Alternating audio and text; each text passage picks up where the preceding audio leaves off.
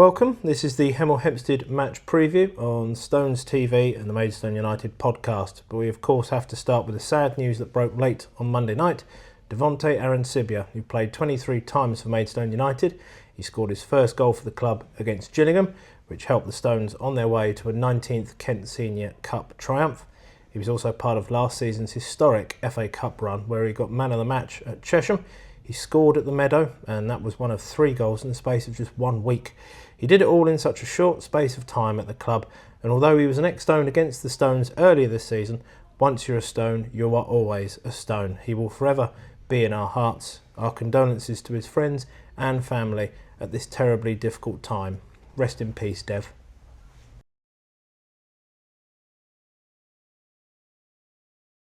So before we look ahead to Hemel, a couple of games for the Stones during the last week. The usually tricky trip to Slough ended with a second league away defeat of the season, and then the midweek home defeat against Aveley. Both were more uncomfortable to watch at times than Montoya, Nigel.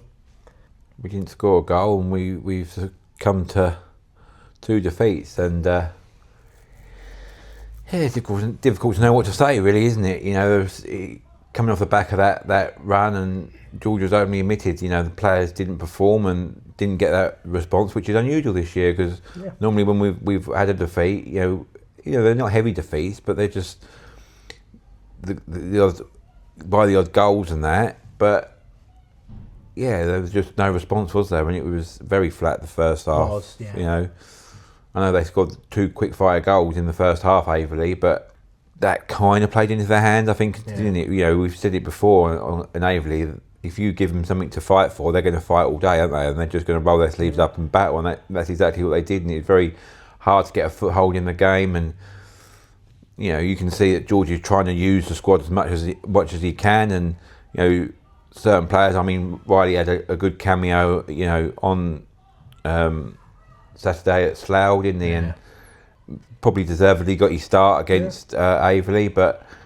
you know, it's just getting that balance and using the squad and utilising it at this time. But you know, I'm sure George will have the boys up for it and you know, ready for the battle against Hemel on Saturday. It's going to have to be, because I mean, statistically, we've spoken about freak results, but it really didn't look like a predicted top 4 versus bottom 4 clash on Tuesday, did it? They just seemed more up for it, didn't they, Aveley? Yeah, they did, and you know, and it's been alluded to, hasn't it? It's almost going back to that sort of like play we had at the beginning of the season. You know, when you saw a lot of teams kind of coming in here and you know getting the first goal and just being no response. And if you give teams a chance and something to hang on to, they're going to be galvanised as much by the crowd here at the Gallagher Stadium than what. And yeah, there's going to be that added pressure onto the team as well, because you know it's double-edged sword, isn't it? And you know you either respond to it or you wilt under the pressure. And you know, since it's been much publicised, but you know we've lost our sort of like creativity in perhaps and rush going, and the new players we've got in haven't really found their feet. Mixture of like niggling injuries that we're having to sort of rest through and get through this period, and it's just. All them little things have added up, and the performances have gone flat. But as I said, there's still hope there. You don't go from being a really good squad and on that 19-game unbeaten run to suddenly being a mid-table team, can you? So they put that hard work in. They know what's expected of them. So it's just about getting back on that horse and going with it. It is, and again for Aveley, that was only their 2nd league clean sheet of the season. That was their first away win in 11, because obviously we touched on that in the preview for them. First back-to-back league defeats of the season for the Stones. Just not defending crosses and set plays, I don't think. Yeah. both games. Slough as well, obviously. Proved his header when Fowler about half hour before and probably could have put one in very similar position. Yeah, well. we're not a threat when we get the box in our own box as well. We're not getting the crosses in, and then when we are getting the crosses in from a corner or dead ball situation, they're not just finding their target, are they? We're not winning that first phase, like George says. You're not winning your first phase, you're not winning your second phase. You're always going to be under pressure, aren't you? So, as I say, I'm sure that will be drummed into players this week. They know what's expected of them, and they've proved they can do it. They proved they are a good team. So there's no reason why we can't get another run together. Yeah, we could do with another one, pretty sharpish, and we'll talk about the Hemel game in just a second to see if they can. So a number of other results from Saturday and Tuesday relating to the title run in, Nigel. So strap in. Boreham Wood hosted Weston-super-Mare, and it was the visitors who won 1-0. Hampton and Richmond hosted Truro, with the visitors winning that one 3-1. Dorking travelled to Salisbury, and like the Stones before Christmas, won 2-0 with a Rutherford double. Worthing travelled to Tunbridge and ran out 2-1 winners. Torquay hosted Eastbourne. 2 late goals saw Torquay grab the 3 points. So at that stage, it was 8 points between the top 8 and 4 points between the top 6. On to Tuesday, and incredibly, only 2 sides won in the top half of the division. Dorking beat Tunbridge 1-0 in stoppage time. Eastbourne maintained their unbeaten home record. Looking forward to them in a couple of weeks. By coming from behind to beat Hampton and Richmond 3-1. Boreham Wood lost 2-0 at Hornchurch. Truro drew at home to Farnborough. Weston lost 2-1 at home to Salisbury. And then the big game of the night was Worthing drawing 2-2 with visitors Torquay, meaning the table as it stands at time of recording, you've got Dorking, who's played 33 on 62 points. Worthing played 30, 3 games in hand over Dorking there, 59 points. Eastbourne Borough played 32, 58 points. Torquay played 31, 56 points. Boreham Wood played 31, 55 points. Maidstone played 32, 55 points. Truro played 31, 54 points. Weston played 32 on 51. Hampton played 31 on 45, and Tunbridge played 32 on 44. So Nigel, I feel like I might be saying this a lot between now and the end of April, but who doesn't love a catchphrase? Never dull in National League South. You know, looking at, I mean, we're very disappointed after our performances though these last 2 games, and you know, there's probably a certain expectation that's created on the club after our FA Cup run last year. So, you know, from outside of the club, the sort of all these sort of big piece of social media people that comment on the league are sort of expecting us to be up there. Yeah. But you've got to remember, we are relatively where we should be. You know, all the teams that are above us are big spending teams. Yeah. You know, and they've either got, like in Torquay's case, they've got the biggest attendance in the league. You know, we know what Boreham Wood are doing, and you know, and as well, Boreham Wood are not exactly, you know, they're probably a worse run than what we are. Yeah. You know, so for all the money they've got and all the players they've got in, they're not really setting the league alight, are they? And it's teams like Dorking and Worthing that have come through. Yeah. And you know, as we're recording this now, it looks like it's them 2 teams that are going to be fighting it out. Yeah, like it is in National League South quite a lot. I mean, obviously it was us and Sutton before when Ebbsfleet were top nearly a decade ago, and you know, Ebbsfleet managed to finish 3rd in the towards. But then what I would say about that is that you know, we've still got a lot of games as we had in our preview against those teams. So again, like it's changed this week, and the next week when you've got a next round of, you know, Saturday and Tuesday games. Mm-hmm.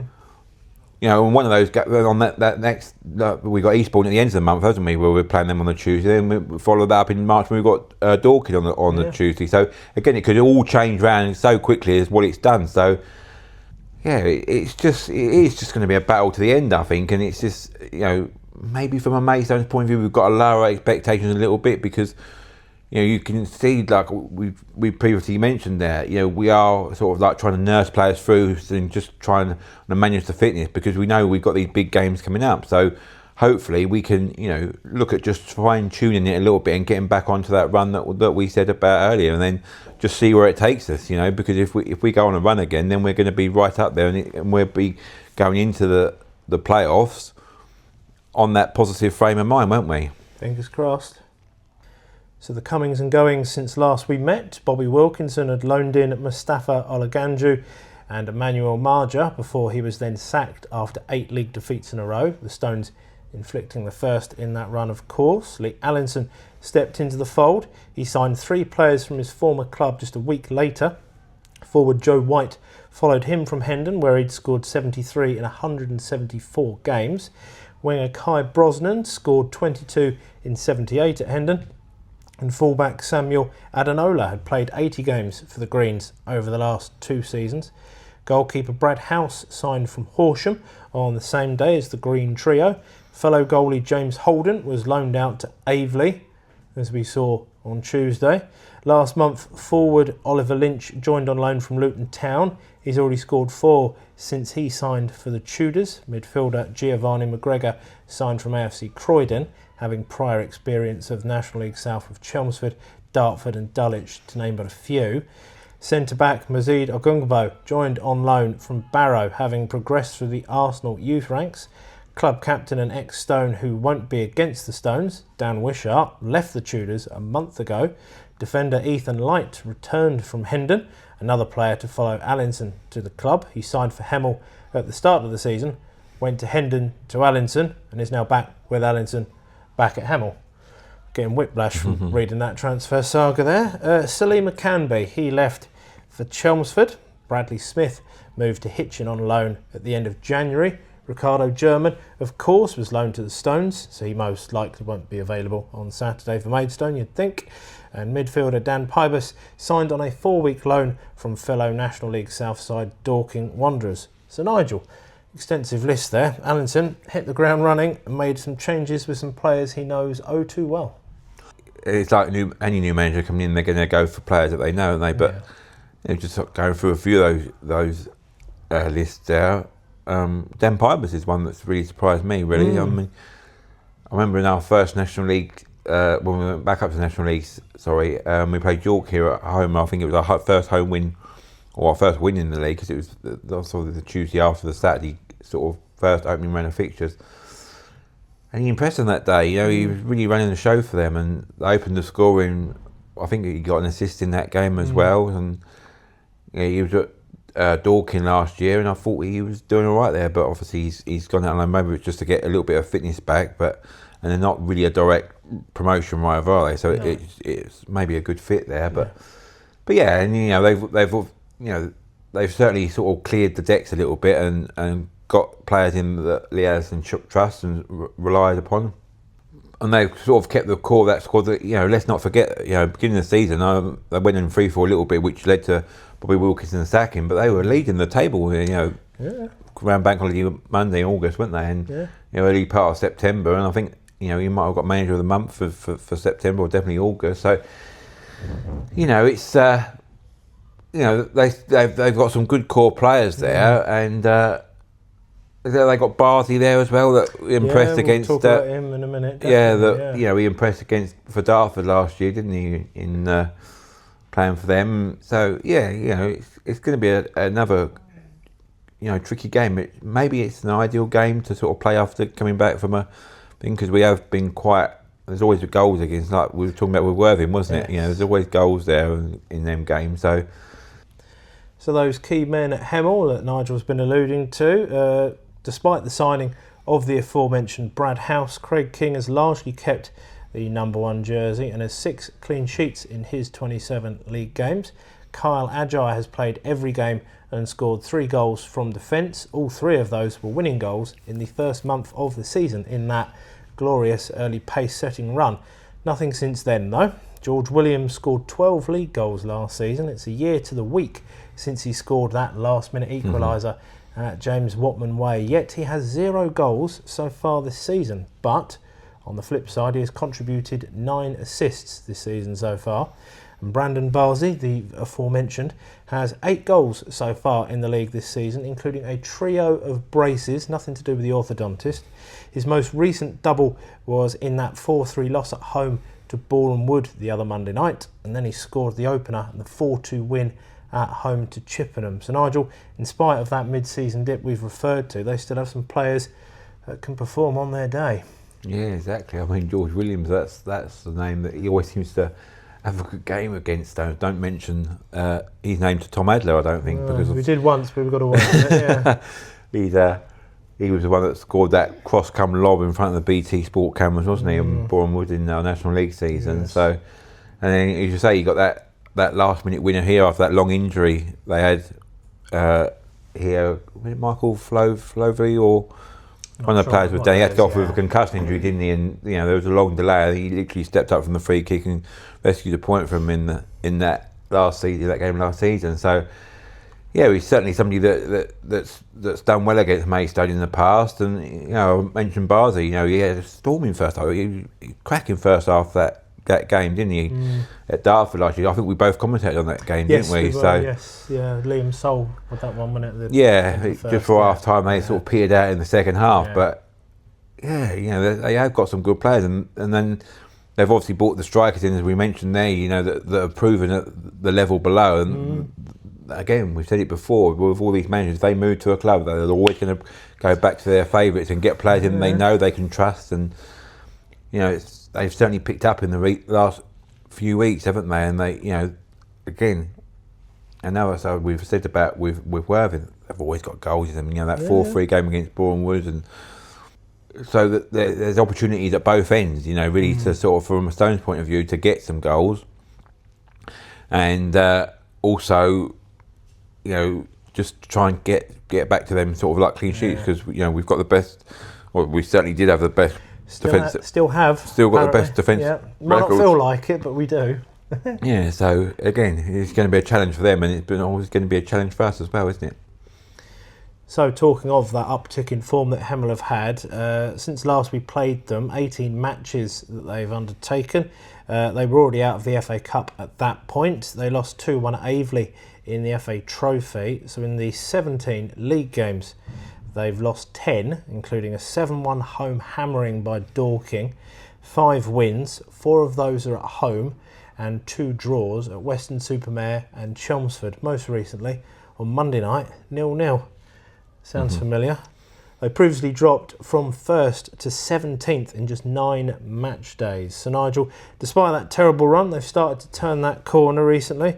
Big performances in there and some wins against some of the top sides in the division. Yeah, exactly. And it's always a difficult place to go as well, their ground, isn't it? Thankfully, we've always come out on top. And when we got the draw, I think it was a draw the last time we went there. Yeah.